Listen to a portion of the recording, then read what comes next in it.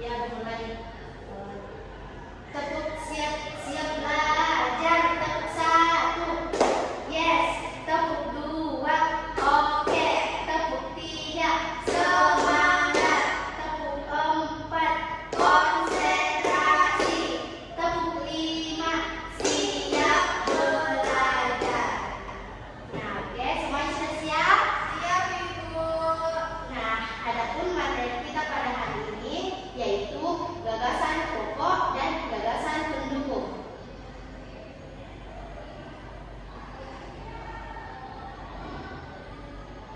Nah, gagasan pokok itu adalah gagasan yang pernyataannya yang menjadi inti suatu pembahasan atau paragraf. Nah, jadi gagasan pokok ini biasanya terletak pada awal paragraf yang dinamakan dengan paragraf deduktif, di mana paragraf akhir dinamakan dengan paragraf induktif, atau di awal dan di akhir paragraf yang dinamakan dengan paragraf campuran. Nah, terus ada pun langkah-langkah dalam menentukan gagasan pokok. Nah, yang pertama itu baca dan cermati setiap kalimat dalam paragraf. Kedua itu mengidentifikasi ide atau subjek yang utama. Ketiga, menentukan kalimat yang tepat sebagai kalimat utama. Yang keempat itu menentukan gagasan pokok dari kalimat utama. Nah, ciri-ciri gagasan pokok yang pertama itu biasanya terdapat di awal paragraf, di akhir paragraf, atau di awal dan di akhir paragraf. Yang kedua itu bersifat lebih umum dari kalimat lainnya. Yang ketiga itu dapat berdiri sendiri walaupun kalimat lainnya dihilangkan.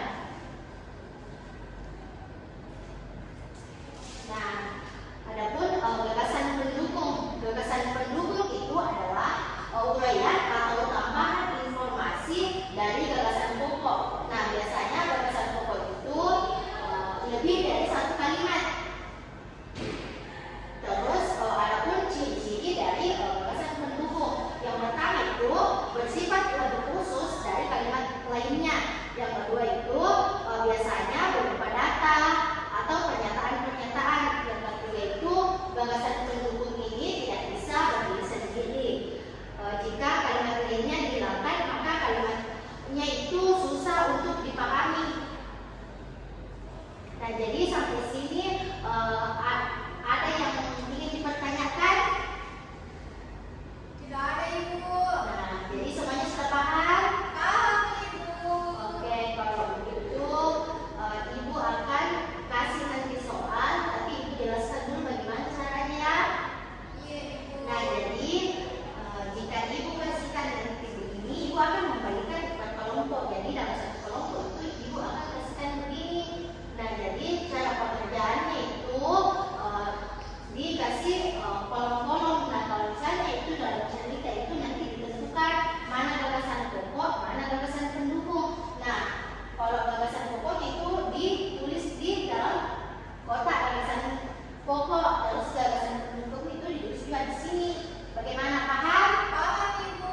Nah, oke, saya buka ya. Baik, Ibu.